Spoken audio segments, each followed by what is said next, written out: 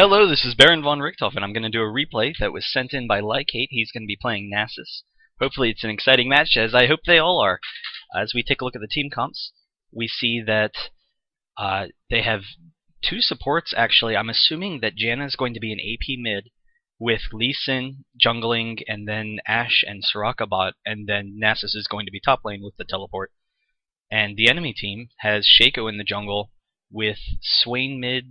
Actually, I'm not sure how their comp's going to run out, because they do have 2 DPS, which is honestly a little more odd than 2 supports.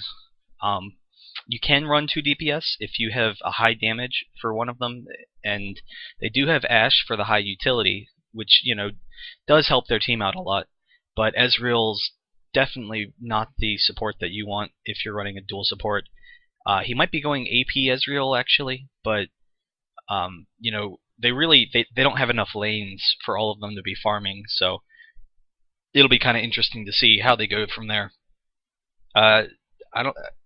Just because of the fact that the lanes are kind of messed up for their team, I'm gonna say right off the bat that blue team is in an advantage. Janna is actually a very strong laner. She has her shield for some extra damage. She can provide some excellent harass, and then also shield against that damage. And then Nasus, not a great laner. He can kind of sustain a lane okay. He does have the teleport to help him out, and no one on the enemy team does have a teleport, so that will allow him to be a little bit more involved and farm a little bit more easily. However, both Jarvan and Swain would likely prove issue for him in lane and be able to harass him down, so it'll be interesting to see how that works out.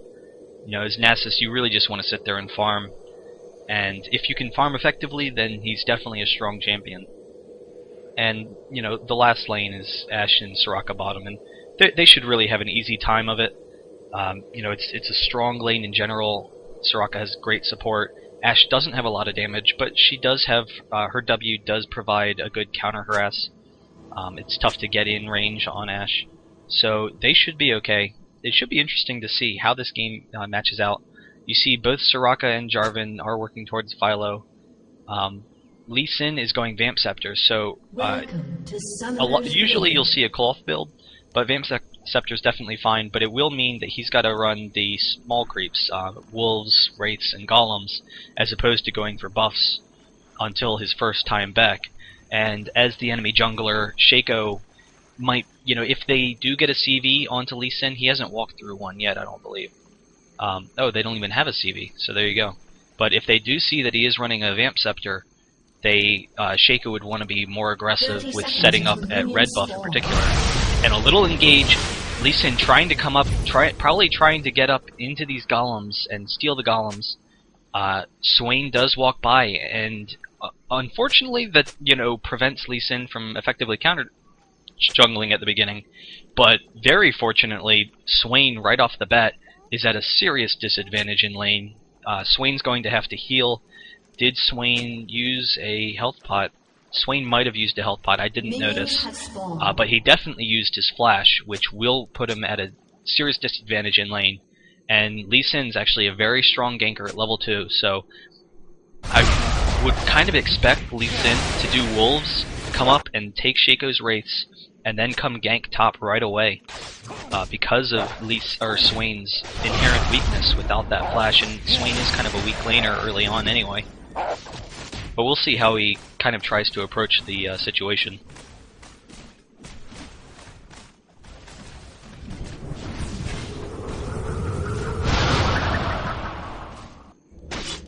Shaco did go blue.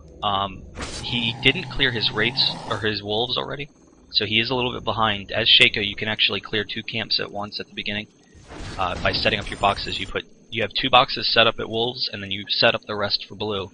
And you clear wolves and then walk over and clear blue. So he is a little bit behind from that perspective. Swain getting off some excellent harass against Nasus. That is definitely going to be his strength in the lane. He does have the dot ticking from the E, and then you get a couple of auto attacks, and he can do some damage. Nasus does have his lifesteal, so he should be okay. But you see Lee Sin is actually just going to do a standard jungle route. And Swain, being very aggressive, throws off the ignite. Nasus is going to have to be very careful. He does have 5 health pots. he's still taking a lot of damage. He really needs to get out of there and regen some of that health. He's kind of just walking around. Shaco here, if Shaco was paying attention, Shaco could come up and potentially, you know, get a kill on Nasus, but not really paying attention. Swain pursued a little bit too far, so Swain did take some damage from creeps and stuff. Nasus will be okay because, you know, when you start off with the cloth armor, you do have the benefit of the 5 health pots, which will allow him to lane very easily. But again, lots of harass going on from Swain. He is running out of mana very quickly, which will be to Nasus' benefit as those he continues to use those health pots. But for the time being, he'll probably want to play a little bit defensively and actually level up his Spirit Fire. Spirit Fires are always good at clearing creeps, but in particular with the fact that it has an insta nuke now. And Ashe versus Ashe, they just decided to kill each other. And the enemy Ashe was perfectly fine with that. And Jarvan dies the tower, and the exhaust from Ashe protects her and the heals. And Ashe is actually able to pick up a double kill. Very surprising. Kind of weird. I was kind of like at a loss for words, I know, because just watching the fight go on, the Ashe was kind of just standing there. She's like, yeah, I'm going to die, and she did. And then Jarvan, going in aggressive for that kill, did take some tower hits. But the slow from Nasus is going to be allow Lee Sin to get in. He hits the easy Q. He's getting his slow up with the E, and Swain will go down very easily. He doesn't have that flash, and Swain is very weak early on if you can get in on him. He does have excellent harass, as you could see through this lane. He had some great lane harass, but definitely weak if you can engage on him properly and not be hit by that snare. So, you know, definitely a good job here. Nasus is going to just completely own this lane from now on. You know, especially since this is top lane for purple team for Swain. Swain definitely would prefer to be on blue team because then you can get access to your blue more easily. And Shaco coming in with an aggressive gank onto Janna. Janna does have to use her flash, taking a lot of damage. It might have been a defensive flash just to avoid taking a lot of damage and forcing her to leave. So that is always something you have to consider. You don't have to save flash for if you're going to die. And the Q coming off from Lee Sin, he's going to do a ton of damage. Ezreal does flash away, he's going to be okay. You see Jarvan there just recalling. And Soraka's just kind of being a nuisance there.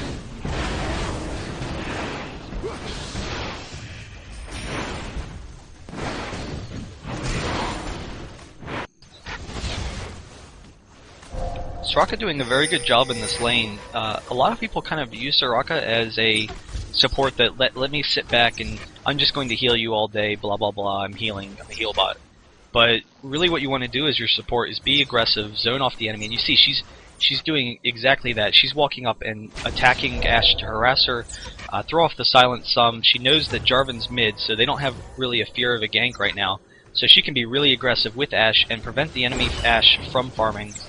So definitely an excellent job there. Jarvan coming in onto Janna, doing a lot of damage, but Janna with the ult pushes him into the tower. The ignite goes off, she's dealing her damage, and there Jarvan goes down. Beautiful play by Janna. Jarvan getting on the wrong side, and she just knocked him right back into that tower. Excellent job. And again, Swain, you know, he really should have the advantage in this lane, but that early kill, you know, has really catapulted Nasus. So Swain had to play back a little bit, be defensive. Nasus at this point, he is going to be strong enough that he can just stand up and use his natural lifesteal to heal off the creeps and not worry about the damage that Swain's putting off on him. And a lot of damage going on the bot tower. You know, the next wave that comes in, they'll likely kill it. It's probably at around 1,000 health right now, dropping quickly. Towers actually, they start at 2550 as you see here, so this tower is definitely probably at around 1,000. And Ezreal sees that Lee Sin's low health, trying to go in, throw off some damage. Maybe if he gets enough damage, go in for the kill, and that's definitely not something you want to do as the jungler. You never want to give up a kill. But Nasus is just comfortable farming here. Nasus really needs to come back. He does see Shaco's here, so he can stay for another creep wave. But after this creep wave, he really needs to recall, buy his items, get wards in the jungle so that he knows he's safe. What is Shaco item? Shaco has a Madred, so he can clear the jungle pretty easily now. Lots of damage coming off from Swain, but he's going to burn all of his mana here. So if Nasus pushes this one last time into the tower, you know, he doesn't really have the threat of Swain killing him because Swain doesn't have any mana. So once he kills this last creep wave, he definitely needs to recall, because Shaco will be up on his way. You saw the little poof there, so Shaco is still down there.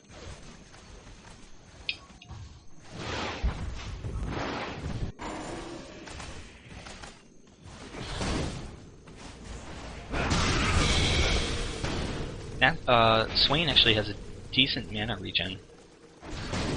I don't know if it's just inaccuracies with the replay, but it seems like his mana keeps going up. I mean, I know it naturally does. I'm not adult here, but he definitely has a little more mana than I would have expected him to. A little bit ago he was at like 50 mana.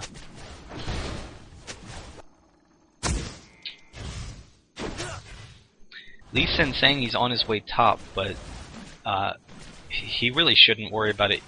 Nasus does need someone to hold his lane. He should have recalled probably a while ago. He tried to stay in a little bit too long, and then it got to a point where it was actually beneficial for him to stay in, like I said. But let's see. Swain doesn't have a lot of mana. He will have enough for his disables, but not enough to be able to run the ultimate. And Swain did have a ward, so he will get out okay. The slow doesn't go off from Nasus. They do zone Swain out, so Nasus will be able to farm this last creep wave and then finally go back. The arrow goes off onto Soraka. Lots of damage going off. Soraka will be okay with those double heals. Both Ashes exhaust each other, and Shaco's just kind of running around. I don't know what Shaco's doing if he's that low. Ash unfortunately misses the arrow, but then Jarvan with the flash in, he EQs, he throws off his exhaust onto Ash, and Ash will go down. Soraka's got to get out of here now. The slow is coming down from Ash. She's going to be taking a lot of damage. They decided not to go in for it, so Soraka will be okay, and I guess they were a little scared that if they were diving with those heals, you know, they would just be killing themselves, essentially. But Lee Sin coming up. Swain, Sully was there coming up the river, but he's just too fast. And with the slow from Nasus, he gets the Q off. He misses the Q, actually. He catapults him away from Nasus to prevent the kill, but Nasus does go down. Nasus actually should have walked over to those creeps and healed.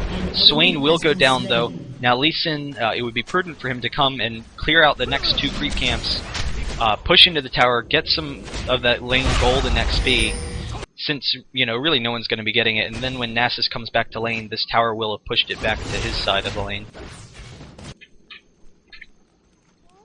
But definitely not a great job going on by Shaco. You know, he's not dying at this point, but this is an excellent opportunity for them to get Dragon.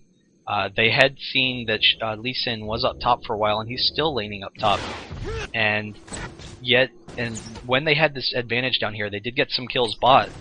They didn't press the dragon advantage, so, you know, really a missed opportunity there. Purple could have expanded their gold and experience. You know, you gotta. It's hard to say which one mistake is going to result in the win. And Janna with a ton of damage from that W. You see, she does have the spell pen and she does have some ability power. She is building AP Janna. But leveling up that W, that was just a massive nuke onto Jarvan. She did see that he was low health and going up to those wraiths. Usually if you're low health and doing wraiths, and especially if you see someone leave the lane, what you want to do is pull the wraiths over to this brush so you have a little bit more clearance time. An arrow coming up. I'm not sure whose arrow is it. It hits the Swain, so this is a friendly arrow.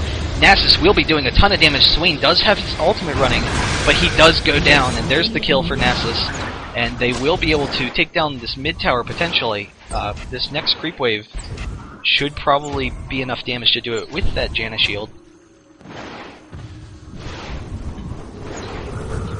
Not sure if they're actually talking about it with the nice arrow from Ash, and not sure if it was intended for mid or top, but it definitely did its job top, and Nasus is in complete command of this lane.